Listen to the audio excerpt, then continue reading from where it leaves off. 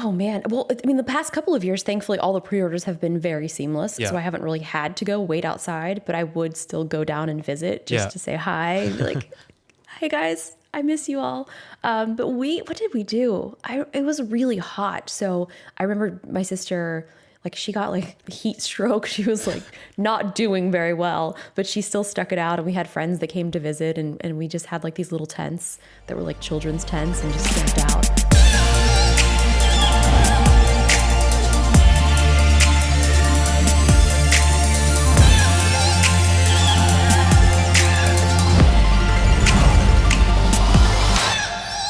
What is going on, everyone? It's Justin here, and I'm back with another episode of the Feature Podcast. And today we have a very special guest who is one of the first creators that I watched on the platform, iJustine. She makes amazing videos about tech and Apple products specifically, and also does amazing travel videos as well, and is a creator that pretty much everyone knows in the tech space. With Apple's WWDC event that just wrapped up, we're going to go ahead and talk about that, as well as Apple's new changes and developments into the future from one of the most knowledgeable Apple reviewers on the platform. We are also going to talk about how YouTube has changed over the years, both from a creator and developmental standpoint, from the production side of things, and just like some of the things I remember back in the day from when I first started and when Justine first started, when the platform was first introduced. If you guys enjoy this podcast, make sure you drop a review over on Apple Podcasts. And without further ado, let's just go ahead and get started. But yeah, thanks so much for joining me on the podcast. And as someone who started, I think my first YouTube video was 2010, 2011. So back then, you were already a big creator, and it kind of inspired me to start creating tech videos, the OG group of technology creators. Because growing up, I actually wasn't into tech at all. It wasn't until I was trying to buy my first Apple product that I started watching YouTube videos and learning more about it, and eventually got very interested in like the whole like video thing, and kind of just it went from there. So I know you're a huge Apple fan, so I think the first thing that is very fitting to talk about would be WWDC and kind of your impressions of it, what hardware you might have been expecting that we might have to wait a little bit longer for, and kind of the direction that Apple's going with both the software side of things and with their chipsets on the computers. I mean, I enjoyed the WWDC, the presentation, so much more than their ones before. Like, it was just, I mean, they had some little cheesy moments, but I feel like that kind of humanized it a little bit more. For sure. Whereas I feel like trying to do that stuff live is very difficult. So to be able to kind of convey the message that they want to convey. And one of the biggest questions that I have, and I've seen everyone kind of debating this online, is were they shooting that live or were those virtual sets?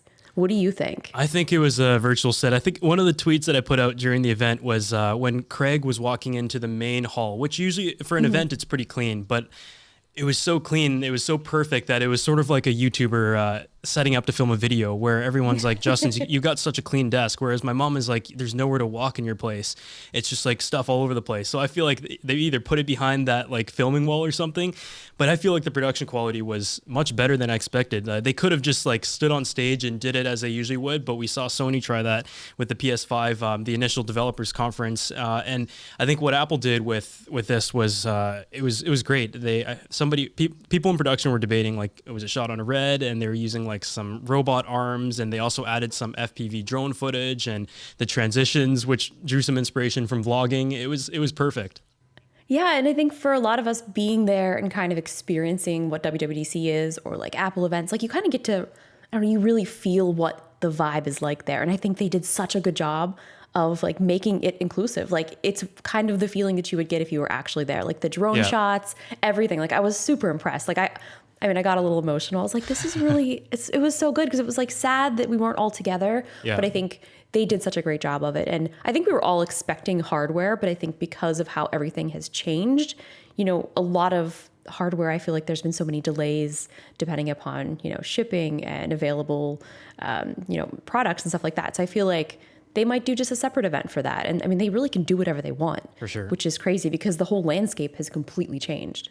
It was almost like the way they had it set up actually had some people wanting them to do the next event virtual as well, which is rare because Apple events have always been known as like the the big moment each year in the fall season. And right now we're in a bit of like the mid-year where not as many things are coming up. You have like the first few months where a lot of smartphones all over the place. It's like one phone every other week. And then you have like that kind of summer break, and then everybody's just looking forward to Apple, to the September event. And so, yeah, I think a lot of people were kind of like, what if they do more of this in the future? Like, imagine if it was a hardware event, how great that would be if they went with the same presentation strategy as they did for this one.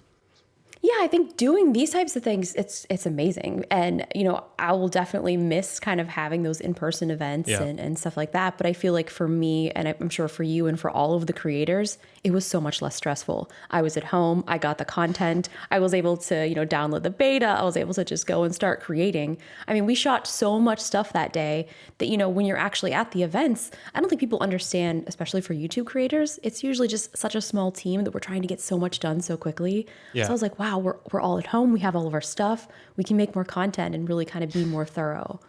Yeah, for sure. It was, we had the beta installed and everything. That kind of transitions into the next question. And that is, what do you think of the iOS direction and how it's tied together with the updates of iPadOS and also the macOS Big Sur, where some people might have mentioned that the icons are definitely a big change. And I think we saw in Marquez's interview with Craig this morning, Craig was mentioning that people are just used to a certain look, and they might complain about it at first, and people like to jump onto the whole thing on Twitter whenever someone tweets out and says this looks like that. But in a couple weeks or even a couple months, it just becomes the new norm, and people will look at the old one and say the new one looks much better. For sure. And I think that's like human nature to criticize and to judge. And then you're like, all right, you were right. This looks great. I mean, I like the new icons, and I think having everything kind of uniform, I mean, it really only makes sense. But my first initial reaction to seeing Big Sur, I was like, oh, this looks a lot like iOS. But then you could have said the same thing, like, iOS back in the day might have been pulling things from macOS. So it's all the same ecosystem and all in the same family. So I think keeping it consistent across everything, I mean, it might get a little confusing because there have been times that I've been trying to touch my MacBook now and I'm like, no, stop it. Because it's just that intuitive nature that you start getting from using the iPad and the iPhone. It's also so interesting seeing kids today, like using things because they've grown up with like the iPhone and then they start like touching laptops or touching the TV and you're like, no, not everything is touch. So, I think I'm interested to see Big Sur. I haven't installed it yet. That's my weekend project. Yeah, it's I think so. I've had a few days with iOS now, not on my main device, but I feel like it's actually become much more stable over the years. There was one year where I was probably in high school and I installed it on my main device, and our family was going on a vacation to Europe, and I had a beta 1 on my phone for the whole trip, and there's like the Wi-Fi and everything. So I never installed it on my main device after that, but it's actually been pretty stable, and like the widgets and everything, I think the direction of it is pretty cool. One thing I also noticed is that they spent less time talking about iPadOS, aside from a few refinements that they brought over from the iPhone side, but they also spent a lot of time talking about Big Sur, and of course, like the new processing direction of Apple creating their own chips and moving away from Intel. It's almost like they spent this year trying to unify that whole platform. They brought the Mac side into some reminiscence of iOS and like the clean interfaces, the rounded edges. Is that like Apple's future of having all of their products on the same chip lineup and being able to kind of just have a more unified experience than they've ever had before? Yeah, he didn't say how long they're going to be making or supporting Intel, but of course they did say that the 2-year turnover. But then they also said they're still going to be making Intel Macs. So like, what do we think like that crossover is going to be like? What is the decision to use this or the decision to use that? But I think having them make all of the stuff in house, obviously it's classic Apple move of tying everything together and being stuck in their ecosystem. But when it does just work, and if this is going to help us with battery life or performance, like I'm here for it. Like I think it's great. And like from the professional aspect as well, like Final Cut Pro 10, I'm very excited to see what changes come to that, but also whether or not the Apple chip is going to be in that Pro line right away, like the 16-inch Macs, the Mac Pro, which has become like a very important part of the workflow. But I think it was what I kind of sensed from the event was that they kind of brought some of the iOS over to Mac, and then I know a lot of people have been mentioning like, oh, the iPad should have desktop-related apps, and that I feel like is going to be something that, if it does happen, is going to be more in the future once the whole Mac lineup is translated over to the Apple chips as well. But the fact that it's coming out before the end of this year, I think is very exciting, and it's a huge change. I mean, coming from Intel chips, which have been like the universal, like what it's been known for. I'm curious, but I'm also kind of not sure what it's going to be like to have a MacBook that has an Apple chip.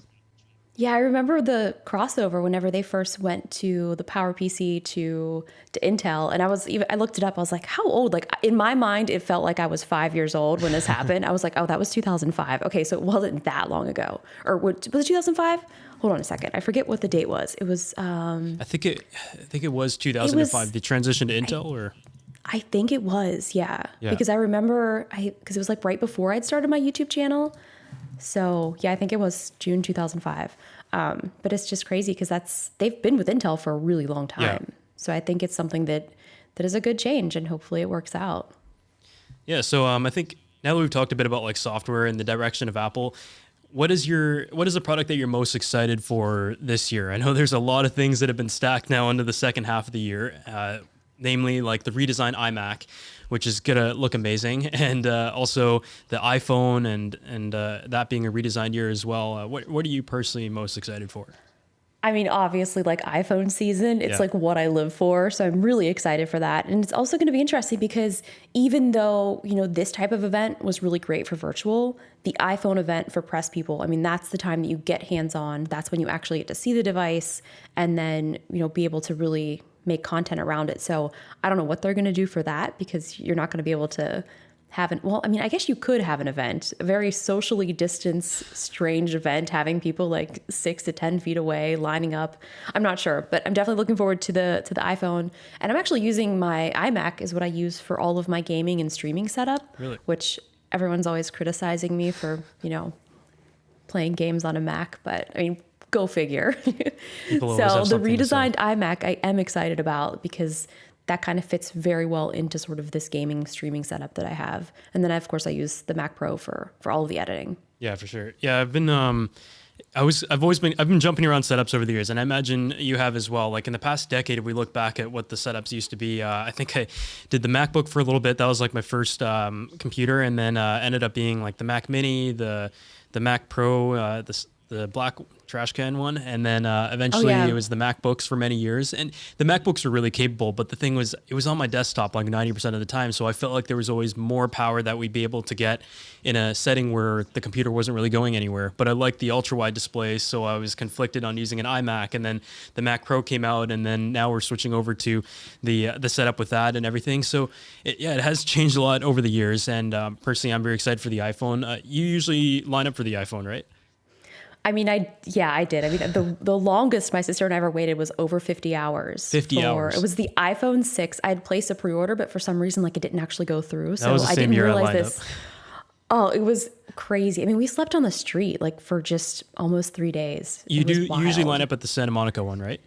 Mm-hmm. Yeah. Yeah. I feel like you probably had a much better experience than I did, because it's nice and sunny down in California. I lined up in Vancouver for the iPhone 6, and it was a year where they started making the Gold 6 Plus.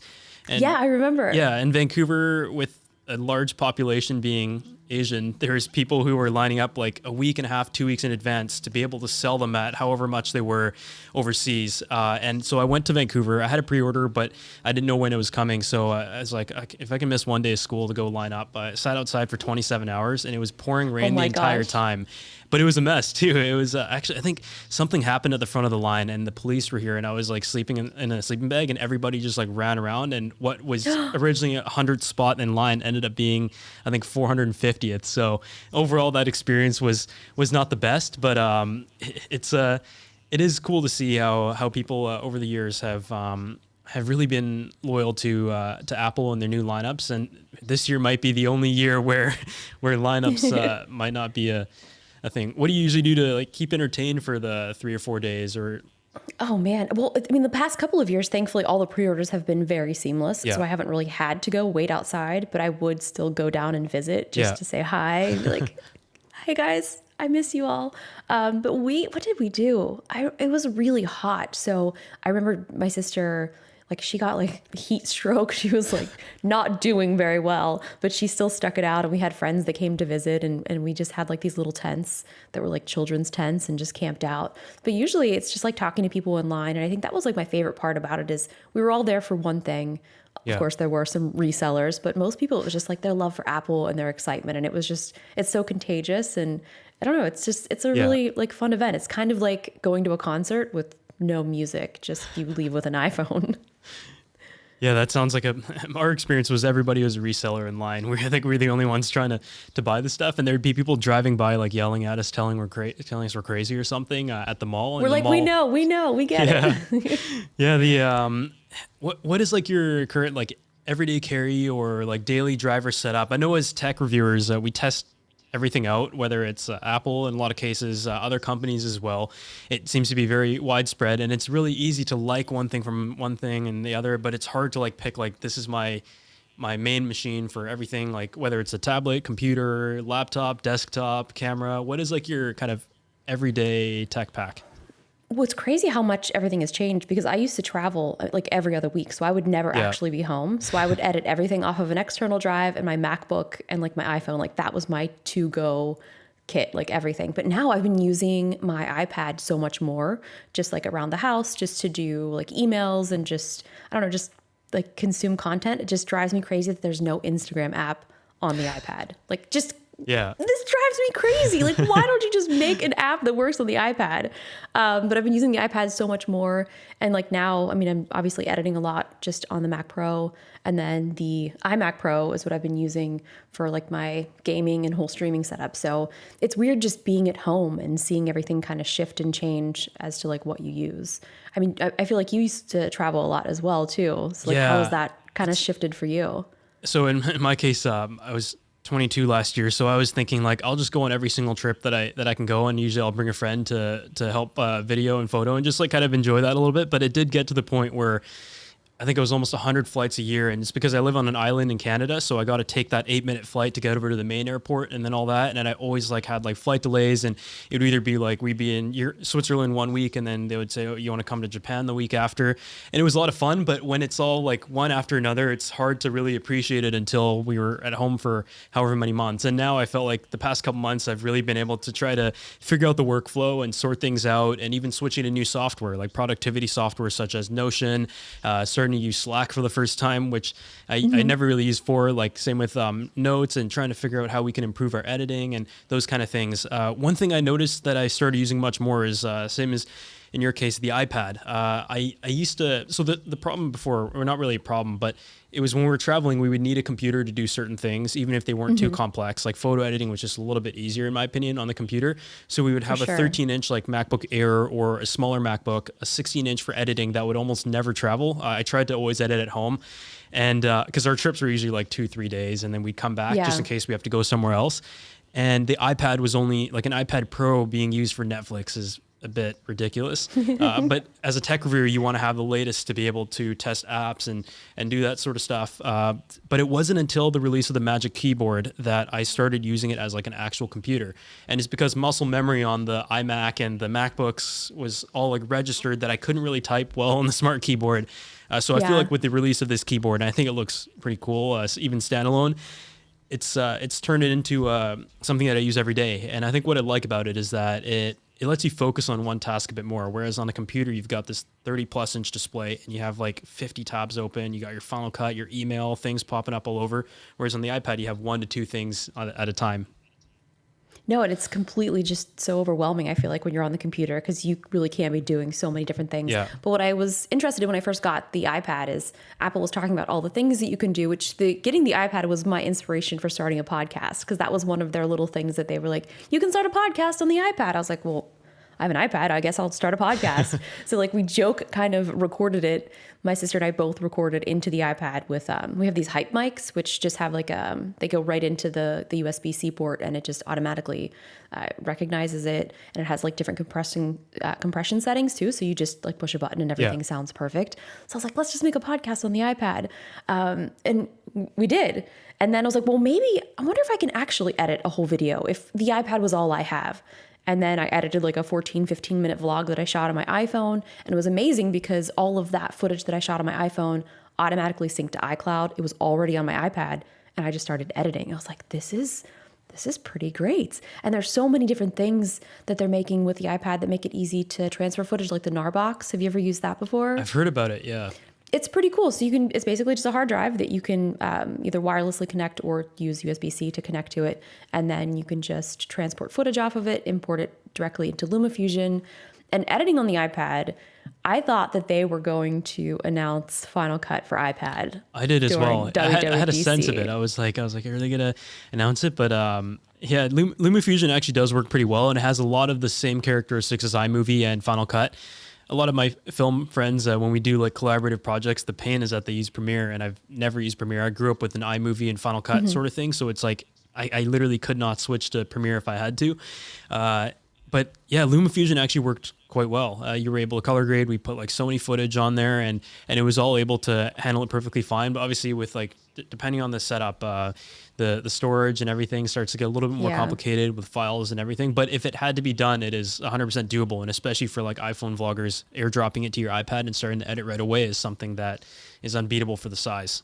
It's so great. So it's going to be interesting to see how they handle that. Like, will we be able to edit off of, like an external drive? I also have a Jellyfish server, which is really cool because you can also really connect that to your iPad. It's pretty awesome. I'm almost full, so I'm going to have to upgrade it.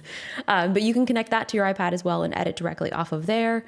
It's just like the future is going to be really interesting, especially I'm just so interested in like the kids right now, like the gear that they're getting. Like there's people that are only getting an iPad. Like that is their only device. Yeah, that's what they're learning to edit on. So they don't know anything other than I edit on LumaFusion now. So it's like their efficiency in that app would be, us with Final Cut. Yeah, it's funny to see the generation of people nowadays. So I was born in '97. So oh my God, when the iPhone came out, I was 10, and at the time nobody was getting an iPhone at my age because it was just expensive. And then the first time I started seeing people have like phones was I think around grade 4, and then smartphones around like middle to high school. I was actually one of the last people in my grades to get a smartphone. My parents, Asian parents, they got me a little flip phone, hand me down. It could only call 3 numbers, didn't have texting or anything. So the iPod Touch was like my first like real device that was like the central hub. But then nowadays people are like, there's a phone now that is made by Apple that is $399. If my kid needs a first phone at age 10, maybe even younger. I don't know what the norm is nowadays. For $399, it's relatively foolproof for a phone that is outright. Because back then, if you dropped your iPhone, that thing's on a 3-year contract. At least in Canada, the 3-year contracts were very expensive. You'd be looking at like the thousands for a phone, and even with the flagships, it still is. So it's kind of I think the moment, like the generation of applications where I felt a little bit old, even for my age, was trying to use TikTok for the first time. I literally had no idea how to navigate any of it. Because I was used to like Instagram, email, and when I was using TikTok, it was almost like my parents trying to use social media.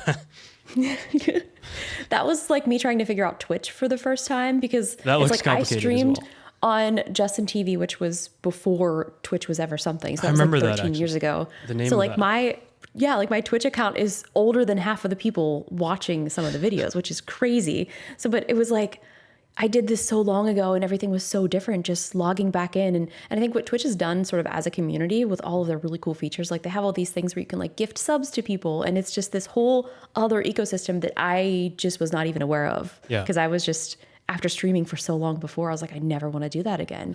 But I think in quarantine, without traveling and being able to have like that connection with people, I feel like this is such a great alternative because a lot of these people aren't able to connect with people. So it's like we can actually have those conversations. So it's interesting to see where live is going. And even TikTok, I mean, it does feel like a generation thing, but this I've had so much fun making TikToks, just being stupid and silly. Like it kind of takes you back to the original days of YouTube. Yeah, a lot less pressure. Yeah. But then, of course, I think like anything, I start overthinking it. I'm like, okay, well, how can I make my TikToks better? I'm like, stop thinking, just have fun.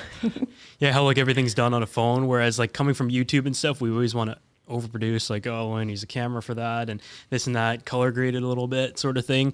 I'd say I'm a consumer of TikTok. I tried doing a few of them. It's just too many platforms to manage at this point. I even got rid of Snapchat and just started using Instagram stories. And I find that tying that all together is much more easier to manage aspect ratios and all that stuff, especially at a live event, trying to do like Twitter at 16:9, Instagram at that, photo, video, this and that, cameras all over the place or running around. CES was that one. I think last year was one. We both did the Samsung TV. That was month crazy. That week was crazy. It was a lot of fun, but it was definitely a lot of running around and everything. But it's funny you mentioned sorry. Oh, no, I was just asked, do you think you'll go to CES next year? It depends. It's like a year by year basis. I know America's situation is much different than Canada. So chances are like based on right now, it's probably going to be a no. But the media I find in the US definitely drives the narrative of what's really going on. Like right now, I'm seeing like peak number of cases in the US, whereas in Canada, I don't really see any of the news anymore. As opposed to where it was like 2 or 3 months ago, where all it was coronavirus and everything. In Victoria, we haven't had a case, I think, in 6 weeks. So that's amazing. It's Canada's definitely done a better job, but Canada relies on the US a lot. So whatever we do here, we base on what's going on down there. So for now, the border's closed. Nobody's traveling or anything. So yeah, it's hard to say. I usually try to spend as little time on the show floor just because it's a lot of the stuff is just outside of it and you go where you need to. And other than that, we just want to like go hang out. Like that one year, I think just like went to go tour around and go drive some cars, go to a hockey game. You're a Penguins fan, right? I mean, I feel like I used to be so much more into sports, but it just as the years went away and I feel like if I were to choose a team, yes, the Penguins fan. Yeah. So at least you guys have a couple Stanley Cups to celebrate. The we Canucks do, which is still good. are waiting for their first one. They almost did it in 2011, but I remember I was in grade 8 grad, and that was the first time anybody seen me cry because they lost in Game 7 of the finals. So that was people probably still remember that from that class. But like going back to the whole like YouTube, the old YouTube, and like TikTok and all that, I want to talk about YouTube when you first started. Obviously it's really developed over the years. And even though I joined, I think maybe 4 or 5 years after YouTube existed, even like the whole business landscape and the ability to create a career out of it and all the opportunities that have come from it has changed so much in obviously the last 10 years, but especially in, I would say, the last 5 to 6. For sure. What is like the biggest difference that you see in the way it is today?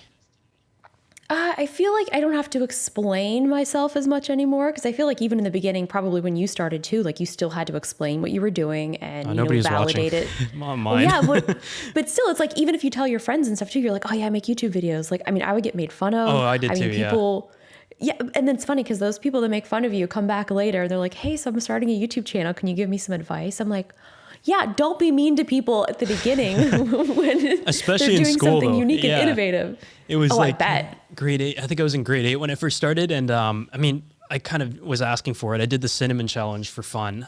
And oh my gosh. And the one video that gets circled around is that one. But I also remember being like math class and my teacher was like, so I didn't really care what people thought back then. I would still make all these videos every single day. I think 300 in the first year on like an iPod, just unedited. Oh my gosh. But one time the math teacher was just like, so do you make any money off these YouTube videos? And it was still like grade 10, so nobody's making any money. Yeah. And somebody decided to answer for me. He's like, no, I don't really think so. It's, there's both sides of it, but at the time, I think I'm glad that I didn't stop doing it. And now it's kind of just continued on and nobody asks anything about it now. But yeah, the beginning phase, I know with YouTube, even now, like certain generations think it's not really a form of employment, even though it is like a media company. And we almost have to manage more different avenues than some small businesses where you have different staff members. Like up until last year, we were doing all the accounting, all the emailing and the business side. And most of my day was actually doing emails, which I actually don't mind doing that much, surprisingly. Yeah. Filming's actually more stressful. But yeah, I remember back in the day, there was the 5-star rating system. You had to get a certain number of subscribers to get the custom banner and custom thumbnails. The partner program was something that I was like going crazy to try to reach. And so were you making money in school then, or no? I would say by the end of high school, it was around what like the average citizen made. So like comparative to everyone in the class, it was at the end, people were like, wow, like that's crazy. But then the same people that made fun of it would be asking me for free stuff. Like, hey, you got some iPhone cases, you got a new phone for me or whatever it is. Well, so that's what I was thinking. Even if you were making something, that's more than what they were probably making doing, you know, whatever. So it's interesting because my sister also, I made her start while she was in college, and she never really had a traditional job because I would always either have her help me film or do stuff and fly her out to LA while she was in college. And so her friends would always make fun of her. But like, she was still managing like a full-time YouTube career while going to college and making like decent money as well, which, you know, it's just weird because if people don't understand that, they also don't see how much work it is. It's more than full-time. Exactly. It's like talking to you as another creator, like you guys get it. And it's like, okay, you understand. I left university to do this. Actually, I left in the first week of the 4th year, which most people think was crazy, but it was just too much to try to do at the same time. And I didn't feel like I was learning much at business school. Like all this other stuff that I had to try to learn and navigate as a business person trying to run everything on my own. I was learning more in what the business world is like today in the space that I actually like, as opposed to the traditional world. Like in marketing class, they would talk about business or the whole social media thing for like a corner slide out of the entire term. And YouTube wasn't even on that list. And we all know the influencer industry has been multiplying every single year, that I just felt like at that point it was just too much to manage. And the opportunity, I think, was sort of just, might as well go for it now. You can go back to the degree anytime. I actually tried to go back last month, and I lasted 4 days on Zoom calls. I was just like, I can't do this anymore. It screwed up my whole schedule.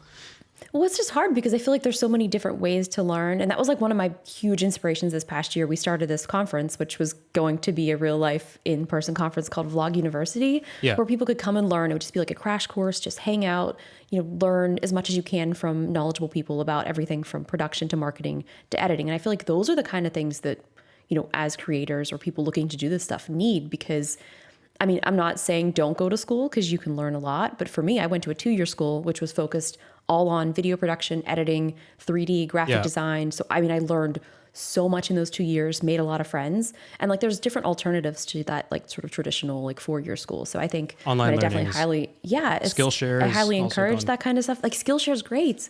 I mean, even just YouTube, like if I need to learn anything, color grading, I found some really great YouTubers just looking for like color grading tips and things like that. So yeah, I saw that Vlog University. I think one of my tutorials might have played in one of with motion VFX.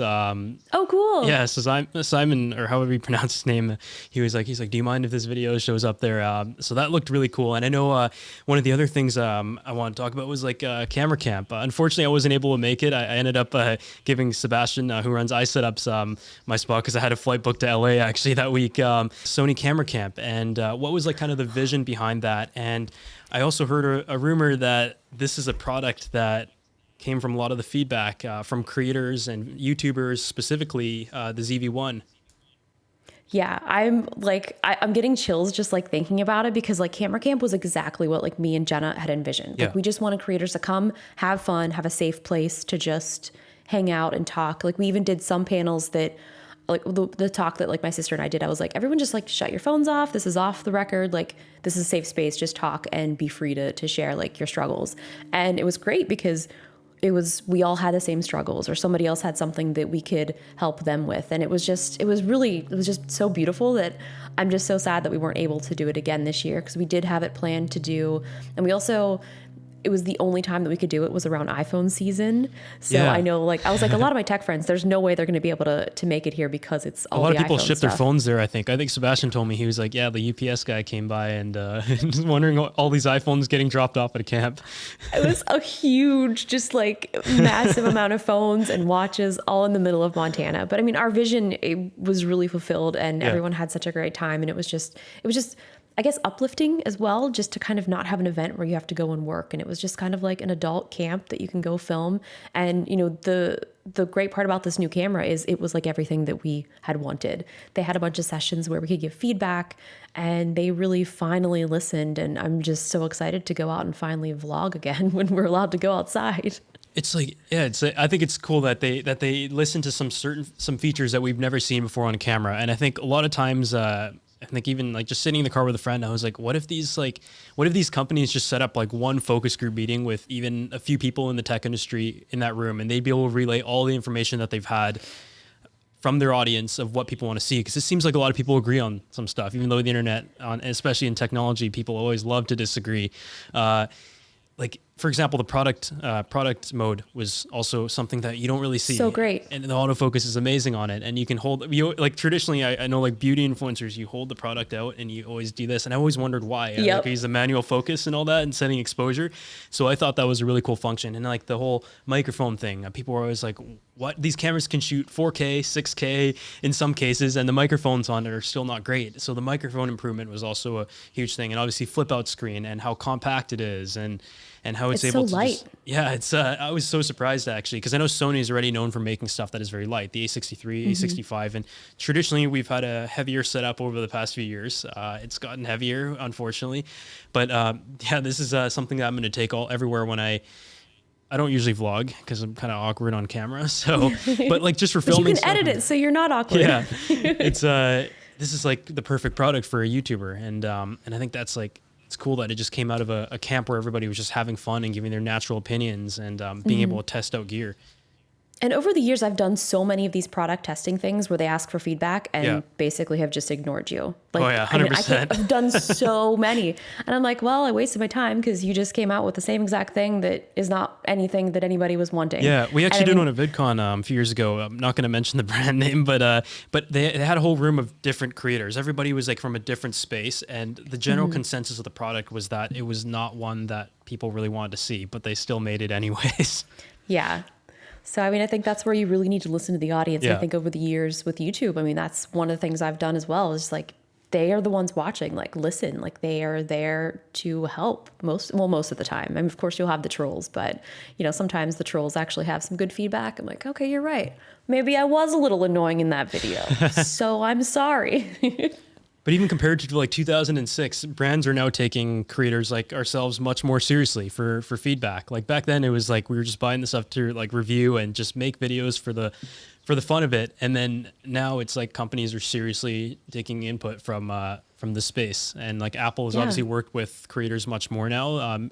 Back when I first started YouTube, I thought that a YouTuber being invited to an Apple event was like never going to happen. I thought it was like impossible when I was 12 or 13, whether it was like accurate opinion or not, I'm not really sure, but I think it's cool that brands are now dipping into the space for input on how to make products.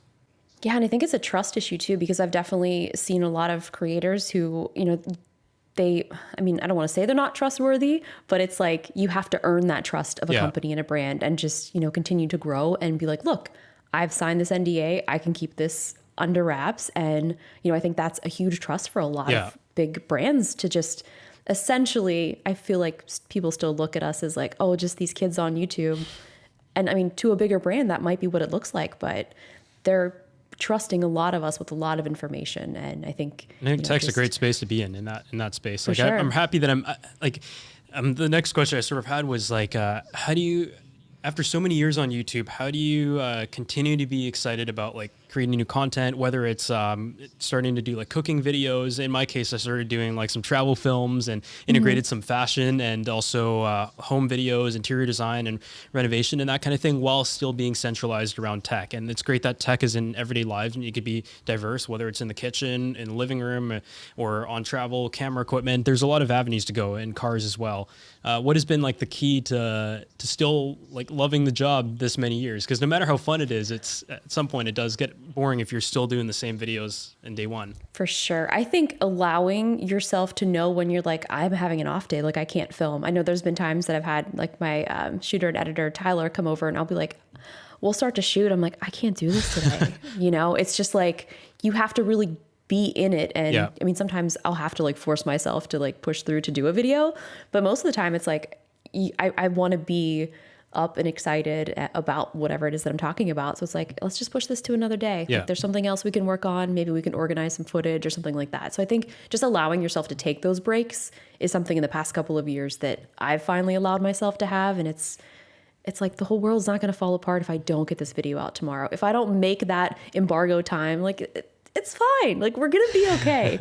But it's so hard to like let yourself like kind of accept that. Yeah. I'm still in the phase where I feel that pressure still to upload all the time, but it is like nonstop, like getting off the flight and you got to film the next morning. And there are some days where like the A-roll is just a one take and it's perfect. And then usually there's like a problem in our case, like the mic's not on or something's peaking. And then there's other days where the A-roll takes like an hour and a half and it's just like over and over and you keep trying to avoid it. So that's, yeah, it's crazy how many years, like we are kind of in that first generation of people doing YouTube as a career. I've never had a real job. I used to try to apply to Best Buy, but I was 14, so I never got hired. And then YouTube started to, it was, I even took like a food safe certification to go work at like A&W or McDonald's for fun during the summer. It's crazy that people always like a common interview question is like, where do you see it in 5 years or in 10 years? And I almost don't know what to answer because in 1 or 2 years, stuff has changed so fast. And it's like we are still in that first generation. Like when everyone's like 70 or 80 in the current, like the creators today, when we're 70 and 80, are we still going to be making YouTube videos? That kind of thing. It's hard to say. I love that you said like where you'll see yourself in 5 years, because anytime anybody asks me that question, I'm just like, I don't know. And even 2 weeks is tough to say. Exactly. I mean, this whole entire world has just changed over the past, I mean, the world did change overnight. Yeah. And like, just thinking about that, like, you realize how fragile the system is, how fragile, I mean, I think we've all realized how fragile life is, but like, just to see it kind of fall apart around you is just like, oh my God, like it really does make you think like, what is important? What are we doing? And, like what ways can we kind of come together to try to help people? And for sure. And it's just like, we're so lucky to be able to be in that position. And it's like, I have so much old tech too, that I've just kind of been like stockpiling to like give to people that might need it. And I would love, this is like kind of like my goal, is to just like sort of find a way to help some of these underprivileged kids in schools who are now not able to go to school. Like they're not able to learn because they don't have the tools at home. So it's like, how do we kind of help them continue on? Because it's like, without them going to schools, like some of them aren't getting food. They're not getting their lunches. And I heard like internet was a problem. Like I think there was a H3 interview with a teacher, and she was saying in her district alone, like most of the kids didn't have access to internet, and then they had to go around and provide the access points to be able to connect to Zoom and stuff. And those are things that like previously we would have never thought about, just because we've had it for the internet and everything, even such a basic thing. So I think, like this platform, and especially in the tech industry, we do have a lot of ability to try to provide. And one of the series that we've tried to do is setup makeover. So we usually find a friend who needs a new setup to work with, and we go in and we'll cover everything, buy them a new desk, paint the room, get them some new tech, and hopefully just use something that we enjoy to inspire like the productivity and the work from home sort of thing. The last question I have actually is just like, how has production kind of changed over the years? I remember you used to do like the Apple Store videos where you would use the webcam at the store. And I also saw your Mac Pro video where it was shot on a Red and it was like very well produced and all that. And now with like Teams and everything, it starts out like, I think a lot of us, at least in the 2010 to 2013 era, a lot of us used to use like smartphones, webcams and all that, and nobody ever complained about quality. Whereas now tech is kind of like the leading edge in terms of YouTube industries for production quality. Like almost all of us shoot in 4K or use cameras that can shoot in 4K, whereas you might look at like vlogging, they're still using 1080p and 720. And even though like obviously content's the most important thing, how is like the production sort of thing and the workflow changed in the past, in the years? Yeah, I guess even over the past couple of months, I mean, I still do edit some of my videos. I'm so grateful though to have found Tyler, who can also help shoot and edit. Yeah. But we started using PostLab. Have you heard of that? I haven't. I have heard of Frame.io and I've tried it, but haven't heard of PostLab yet. So PostLab is pretty great. So if you guys are looking to like kind of work together and collab, like you can basically be editing remotely off of like the same Final Cut library. I mean, it has honestly changed absolutely everything. Even if Tyler is here editing in the same sort of house, like we still all use PostLab, and you basically can connect to a virtual library, download that library on your computer, and then edit that library, and then you can click upload. It'll upload it back to the cloud, and then it'll lock it so that you can't be in that library when someone else is editing, but you can open it to take a peek. So it'll open up a copy. So I can right now open up a library and see what like Jenna or Tyler is working on. But if you guys do a lot of remote editing, like I can't recommend it enough. Like it's incredible. So that has been super helpful. We shoot a lot with like all Sony. I would love to shoot with Red, but I also, at some point, I'm like, I know this footage is going to be too ridiculous. It and weighs as 25 pounds, which is a bit of a problem. So I used to want to go with the lightest setup. I had like the Panasonic GH5, I think, for a bit. And then we ended up switching to the Canon 1DX, which was not light either. And the file sizes were larger than what's on the Red, actually. So we got used to that setup. And then after we switch over to the Red, the reason why I like it is not because like we don't really use it for what it needs to be done, aside from like the Porsche video like that we did for fun. But we don't even have to think about the settings half the time. The 17 stops at dynamic range, just hit record. You can fix everything in post. And I usually hire, actually the past few hires I've had were just like friends, university, no production experience, which in the beginning I want to like rip my hair out. But after, like same with like the easy rig, not knowing how to focus it, it's shaking like crazy. My viewers are complaining.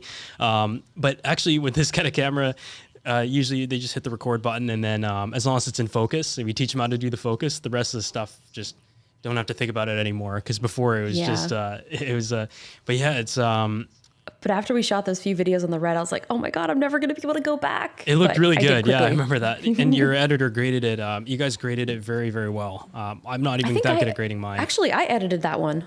I think I edited the Mac Pro one. Yeah, the whole like workflow is completely different. Like the way we think about the camera is different, because the Red workflow uses like the whole like log and then IPP2s and then like the different contrast ratios and the tinting and everything. But yeah, I remember that video was really well produced. Yeah, no, thank you. When we rented 3 Reds, I mean, that should have cost like a ridiculous amount of money. Yeah. But the rental house, they were nice enough to give us a nice discount because one of my friends works with them. And I was like, we have so much gear right here that I don't even know what to do with it. But it was great. It was really fun to kind of do a bigger production. Because it's usually, we just focus on like, okay, this is what we have. How quick can we get this done and make it look pretty good? So that's kind of like the YouTube way, because it's like we don't have time to waste. As soon as you're done with one video, you got to go and do another one. 100%. Yeah, that was one of the issues we had with the travel films. Like the editor would work on that one for 2 weeks, and he like crafted like an amazing video, and he was like very proud of it. But then because we spent 2 weeks making that video, we all of a sudden got to catch up for the 2 weeks before we leave for another week. So there was never that time to sit back and appreciate that video, because within 5 minutes of that going up, or while it was uploading, we already had to catch up on the tech videos. So that's kind of the hurdle between like tech industry, where there's always stuff coming out, but there's also the advantage. There's always stuff to review, because there's like, it's true. Nowadays companies are releasing stuff faster than ever before. It used to be like every year and a half. Now some companies like Oppo are making 4 or 5 phones of the same model a year. Yeah, I mean, I've even had to turn down. I'm like, I can't cover another one of these phones because there's just too much. And it's like with the small upgrades, it's like I feel like my audience is very tech focused, but a lot of them are just kind of like more general consumers as well, where they don't really care as much about like every single thing. So it's just like, tell us what we should get and show us what it does, which is kind of fun, because I can also always weave in the vlogging aspect of that, which I used to love so much. And how does your audience like the cooking videos and kind of like the vlog style? They miss the cooking videos so much. I've only done like a few, but like I used to do the cooking videos to fill in the blanks whenever there wasn't much tech. But now there's been so much tech, and like the cooking videos take so much time, and I make such a mess that it took 5 hours to make a coffee in our video coming up. Yeah, it's crazy, but I don't know. It's just, I kind of go back to just, I want to make stuff that's fun and, it's just enjoy it, because in the end, it's like we're still making this content. And if it's not fun, like it's going to show through in the videos. Yeah, for sure. Yeah, I noticed my audience, like their base is tech and consumer tech. They don't really like the whole like deep dive and really explain stuff. And they like the home type of videos, which is kind of the new niche that we had to find. Because like one conflict was I used to only make tech videos, so most of this audience comes from tech. And the new audience is coming from the home videos or the desk setup tours, and they want to see that. So there's always that like occasional comment that's like, stop making these fashion videos. But then I'm like, the numbers on the fashion videos are better than the tech videos, just because there's so many people doing tech videos, and a lot of people are better than me at making the dedicated tech videos. And then the other trouble is like, usually we're like, okay, let's fill in the gap with some home videos because we've done too many tech. Next thing you know, you got 5 home videos and 0 tech videos, and then you got 5 tech videos coming up, and the tech videos have to go out right away, and the home videos can wait, and it's been sitting in the timeline. The cooking video or the lifestyle, I only do lifestyle cooking videos because I'm not a good cook at all. I just wanted to film like the whole like process of it. It takes like 7 hours, makes a huge mess, lights everywhere, and stuff like that. But yeah, those ones end up sitting on the timeline for 3 months because all of a sudden you have some tech to cover. And last week with WWDC, we thought that there was going to be a few products, potentially Apple TV, potentially iPads, an iMac, and then now we're like pivoting, and like the software stuff's been covered, back to some home. So it's, I mean, there's always something exciting to cover in this space, I think, and adding like the vlog style is cool. I was saying it's good to have those cooking videos because they're usually not very timely. Whereas I still have cooking videos from probably 2 or 3 years ago that I've never posted that were just like a backup video. And then I think I posted one recently. It was like the beginning of quarantine that I had an old Apple Watch on because I shot it back when I had an old Apple Watch. And everyone's like, this video is a lie. You shot this so long ago. Look at that old Apple Watch. I'm like, oh my God, you guys are a little too tech savvy. Yeah, thanks so much for taking the time. I don't want to go over time here, but yeah, thanks so much. And we'll be uploading this in the next couple weeks. And awesome. Yeah, just a backlog of edits all the time. So that pretty much wraps it up for this episode of the Feature Podcast. And a huge thanks to Justine for coming on and giving us the time and talking about some of the Apple developments, Camera Camp, and also YouTube. We're definitely planning to do kind of a regular update of the tech industry and some of the products that come out and my opinions on it. So stay tuned for that, but I'll see you guys in the next episode.